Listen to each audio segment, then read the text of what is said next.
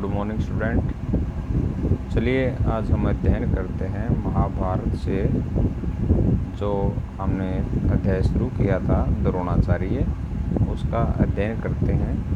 हमने यहाँ तक इसको कर लिया था, यहाँ तक इसको किया था और इससे पहले हमने पढ़ा कि किस प्रकार से खेलते हुए कौरव तथा पांडवों की गेंद एक कुएं में जा गिरी और द्रोणाचार्य उसको किस प्रकार से बाहर निकालते हैं। उसके बाद का अध्ययन अब हम आगे करते हैं। ब्राह्मण श्रेष्ठ आप गेंद निकाल दे तो कृपाचार्य के घर आपकी बड़ी अदावत करेंगे।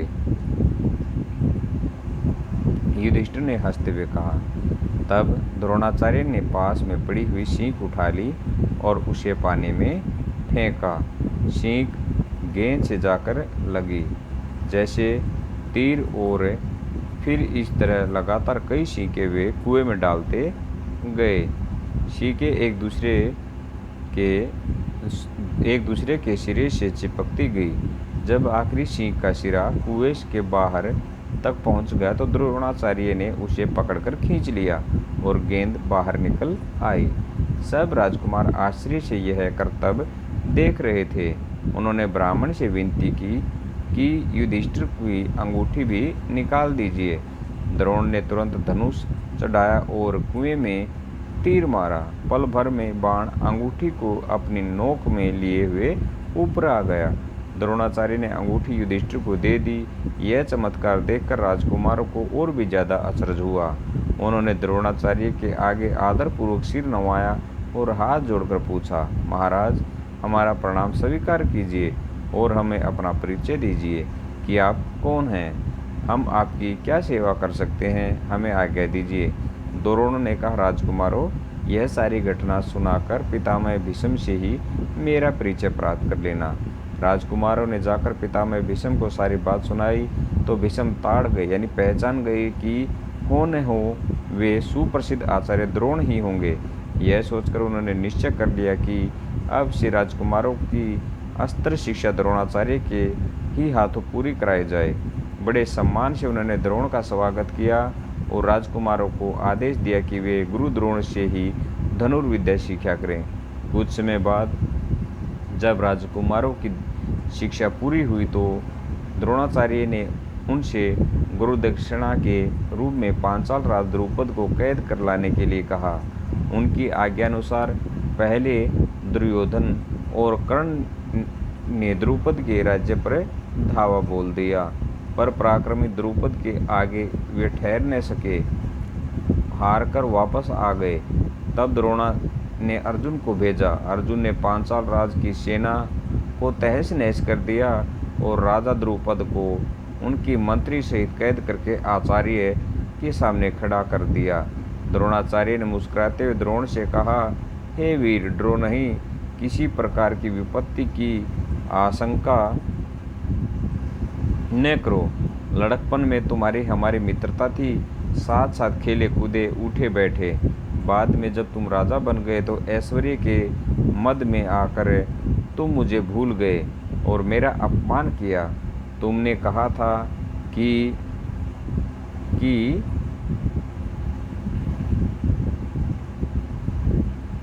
कि राजा ही राजा के साथ मित्रता कर सकता है। इसी कारण मुझे युद्ध करके तुम्हारा राज्य छीनना पड़ा, परंतु मैं तो तुम्हारे साथ मित्रता ही करना चाहता हूँ, इसलिए आधा राज्य तुम्हें वापस लौटा देता हूँ, क्योंकि मेरा मित्र बनने के लिए भी तो तुम्हें राज्य चाहिए न। मित्रता तो बराबरी की हैसियत वालों में ही हो सकती है।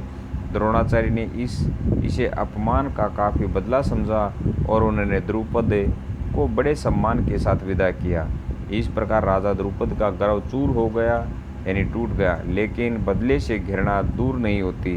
किसी के अभिमान को ठेस लगने पर जो पीड़ा होती है उसे सहन करना बड़ा कठिन होता है। द्रोण से बदला लेने की भावना द्रुपद के जीवन का लक्ष्य बन गई। उसने कई कठोर व्रत किए और तप इस कामना से किए कि उसे एक ऐसा पुत्र हो जो द्रोण को मार सके, साथ ही एक ऐसी कन्या हो जो अर्जुन को ब्याही जा सके। आखिर उसकी कामना पूरी हुई। उसने धृष्टद्युम्न नामक एक पुत्र हुआ और द्रौपदी नाम की एक कन्या। आगे चलकर कुरुक्षेत्र की रणभूमि में अजय द्रोणाचार्य इसी धृष्टद्युम्न के हाथों मारे गए। अब चलते हैं नेक्स्ट, लाख का घर।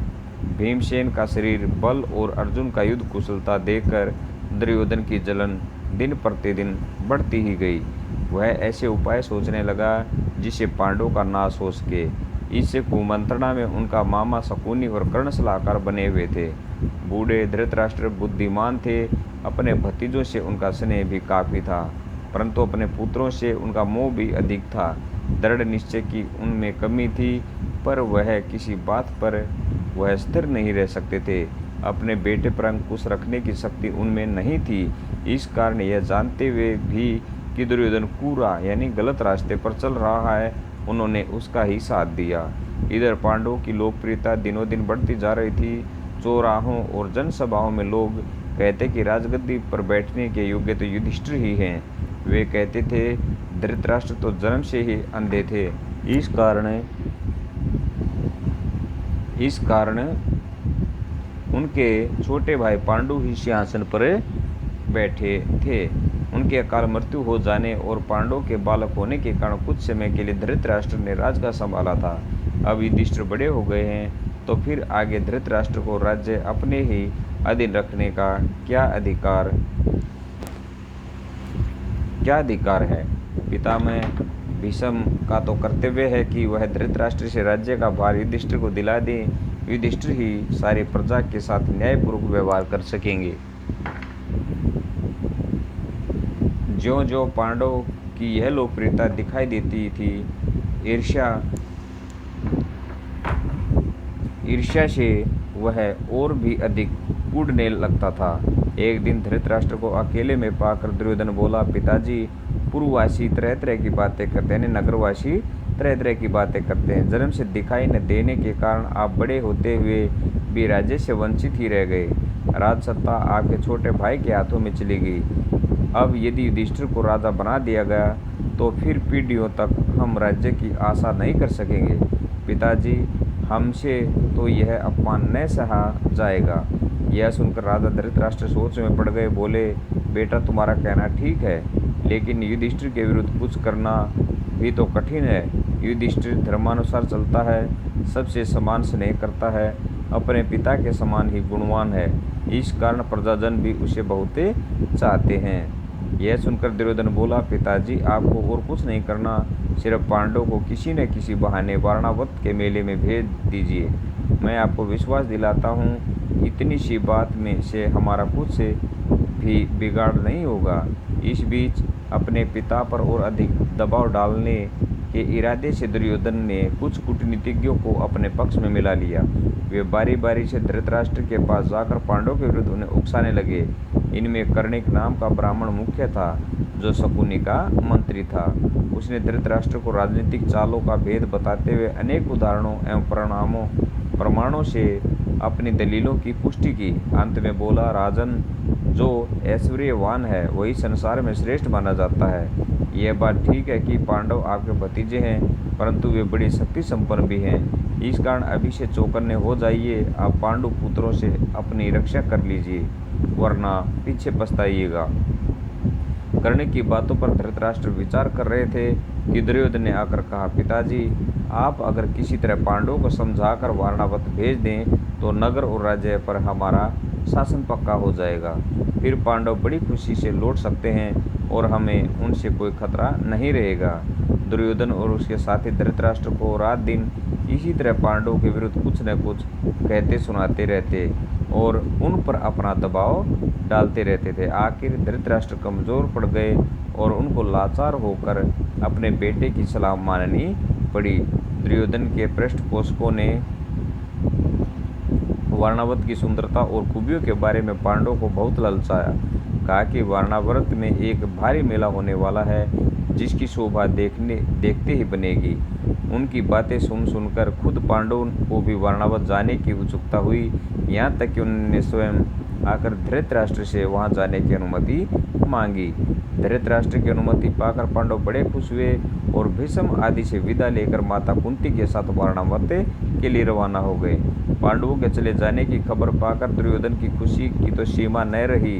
वह अपने दोनों साथियों कर्ण एवं शकुनी के साथ बैठकर पांडवों तथा कुंती का काम तमाम करने का उपाय सोचने लगा।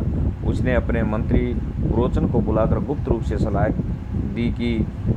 दी और एक योजना बनाई। पुरोचन ने यह सारा काम पूर्ण सफलता के साथ पूरा करने का वचन दिया और तुरंत वारणावत के लिए रवाना हो गया। एक शीघ्रगामी रथ पर बैठकर पुरोचन पांडवों से बहुत पहले वारणावत जा पहुंचा।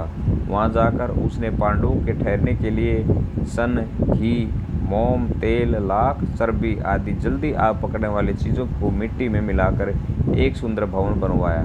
इस बीच अगर पांडव वहां जल्दी पहुंच गए तो कुछ समय उनके ठहरने के लिए एक और जगह का प्रबंध पुरोचन ने कर रखा था। दुर्योधन की योजना यह थी कि कुछ दिनों तक पांडवों को ला के भवन में आराम से रहना दिया जाए और जब वे पूर्णतः निशंक यानी बिना शक के हो जाएं, तब रात में भवन में आग लगा दी जाए, जिससे पांडव तो जलकर भस्म हो जाएं और कौरवों पर भी कोई दोष न लगा सके। तो ये आपका जो लेसन था लाभ का घर। कल जो हम लेसन करेंगे वो होगा पांडवों की रक्षा। धन्यवाद। आपका दिन मंगलमय हो।